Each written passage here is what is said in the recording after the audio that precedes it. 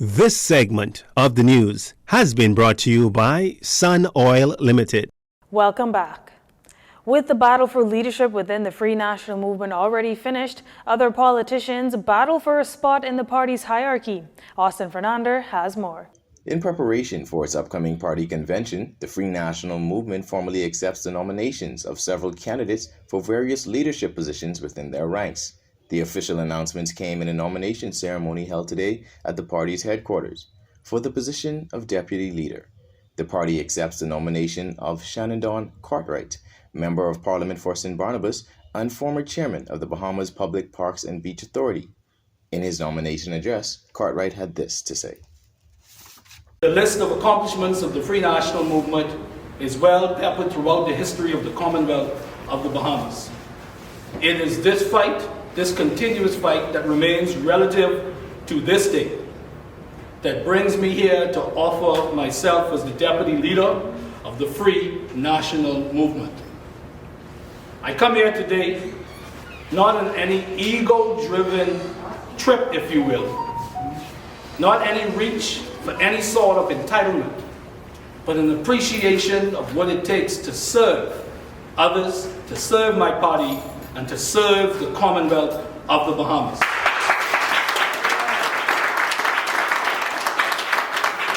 are at a very crucial juncture, as I said earlier, in the evolution of the Free National Movement.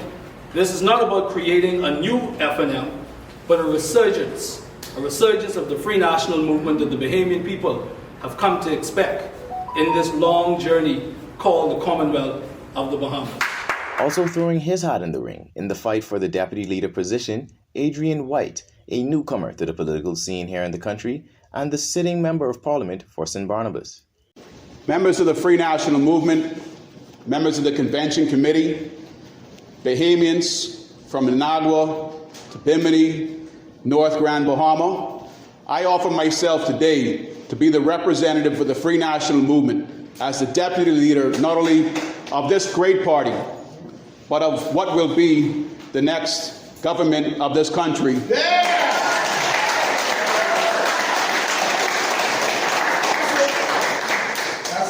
My reputation isn't that well known to many, but I've been here all of my life. I've lived a life filled with purpose, and this is another point in that journey that I'm taking. I'm not backing away from. I'm not looking at this as something that I'm entitled to. Other than by God's grace, I am a Bahamian citizen, and I am entitled to do that. For the position of party chairman, the Free National Movement accepts the nomination of none other than Ellsworth Johnson, former cabinet minister and member of Parliament for Yamacraw. So this morning I stand here unashamed to say that I've submitted my application to be the next chairman of the Free National Movement. Now the chairman and the role of the chairman is one that is consultative, one that creates an environment where communications can be had, one that creates synergy in the party so that everybody in the party has an opportunity to participate in this constitutional environment provided by our Constitution. And there are certain realities that we have to remove from the FNM if we want to be a party of choice for the people. With 3 nominees ratified and more on the way, the Free National Movement will be ramping up over the next few days as they prepare for their party's convention, expected to start on the 23rd of February and end on the 25th.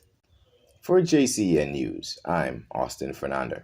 Good news for over 100 former employees of the British Colonial Hilton today. Sandals Royal Bahamian has committed to hire them at one of the 3 resort locations here in the Bahamas. Leah Cooper has more. The Department of Labor is partnering with the management of Sandals to ascertain how many of those 106 former employees of the British Colonial Hilton can be hired at either the Royal Bahamian here in the capital, the Emerald Bay Resort in Exuma, or the Fowl Key Resort in the Exuma Keys. You see, on Wednesday, January 19th, the management of the British Colonial Hilton Hotel advised the government of their intention to close the hotel indefinitely with effect from February 15th. Those affected employees are invited to attend a job fair this month for an opportunity to work at any of those 3 locations. Here's Labor Minister Keith Bell. A hotel in Exuma or the Fowl Key resort in the Exuma Keys. The job fair will be held on Saturday, February 12, 2022, between the hours of 8 and 3 p.m. at the Department of Labor headquarters right here. All of the 106 employees of the Hilton Hotel are specifically invited to attend the job fair and come prepared to be screened, interviewed, and hired by Sandals for one of the 3 properties.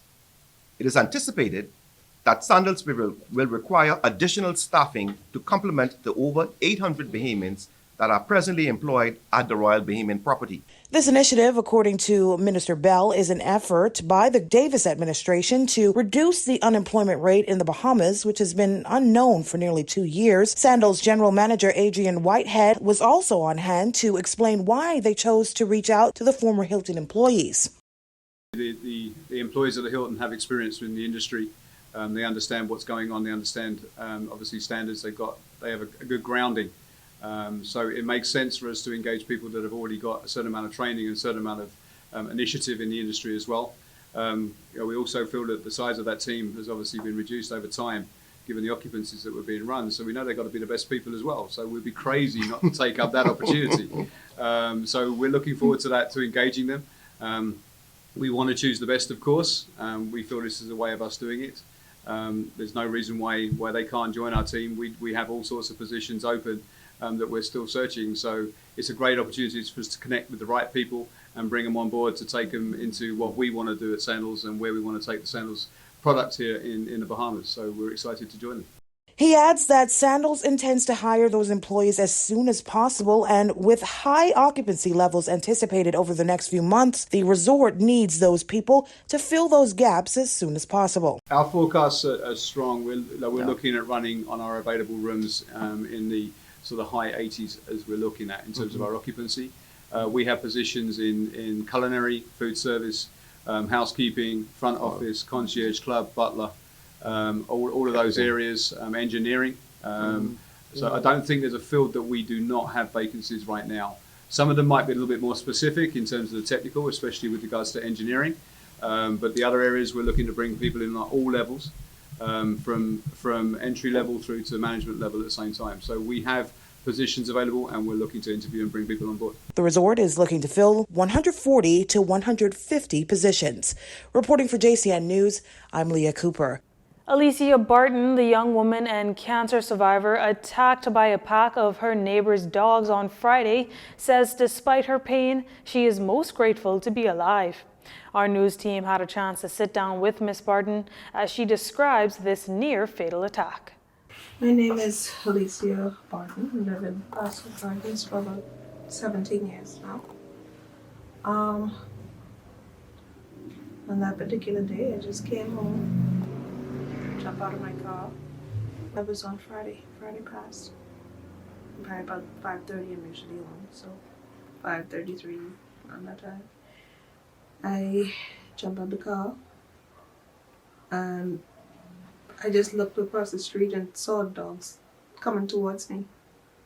I tried to get back into my car, but that did not happen because I slipped on some of the gravel, trying to get in. And the dogs just jumped all over me. They just jumped left, right, every direction. The woman says she has lived in the Pastel Gardens area for some 17 years now, and the dogs that attacked her on Friday have been a plague to her community for nearly the last 2 to 3 years. Ms. Barton says had it not been for the diligence of the rest of her neighbors, she may not have survived this terrifying ordeal. I fought as hard as I could. I felt like I was there for about 10 minutes. Then my neighbors tried their best to get the dogs with rocks and drive up with their cars and try to get the dogs off of me, but eventually the dogs just I guess let go. One of my neighbors was able to get me in a car to safety. He put me in his car and shut away from the dogs. I can't say what happened. I just know I was finally free. That's what I know. I know I was finally free, and I begged the neighbor, I begged him Please help me. Please help me get up. Sister of the victim, Miss Indira Roll, says she is demanding the owners of the dogs take accountability and do the right thing. To me would be surrendering your dogs, not hiding them. That's an apology. I don't want just words, I want action. That's an apology. With the promise made on the campaign trail to help more Bahamians become homeowners, the new government appears to be off to a good start after breaking ground last week for the new Pinecrest subdivision in southern New Providence. Pinecrest will contain 43 new homes with construction on the first 10 already underway. When asked about housing demands on the Family Islands, Minister of Transport and Housing JoBeth Colby-Davis says there are indeed plans to address this issue. Yes, Carmichael will be getting some homes very shortly. What happened there is we have to make sure that we have our tie-in so that our water and sewage connections can be done. The tie-in has to be done through the infrastructure of Phase 2. So we're about to start Phase 2. Once we get Phase 2 started, we will begin construction on Phase 1 because we'll be certain by the time we're ready to do the tie-in and the connections that the Phase 2 would be already in. The housing minister says the Family Island home building program will begin on Abaco. Meanwhile, back here in the capital, work continues at the new Carmichael subdivision, which was launched under the former administration. Mrs. Colby-Davis says Carmichael will soon be open for business. So Family Islands, that's coming up soon. We did assessments in Grand Bahama, Abaco, and Eleuthera, and so now we just have to make our rounds and finish off some, negotiations and to get that work started in the Family Islands. So we opened up here first because we know that we're ready to go with this particular subdivision, and so now we'll make our rounds around the Family Islands. Demand for affordable housing and home ownership continues to be strong nationwide. Mrs. Colby-Davis says depending on which model owners select, homes in the Pinecrest division will range from $160,000 to $190,000. She says it is only the beginning of what will be an aggressive home building initiative by the government. Well, that does it for news this evening. Once again, I'm Tyler Simonet, and from all of us here at JCN News, have a good evening, everyone. This segment of the news has been brought to you by Sun Oil Limited.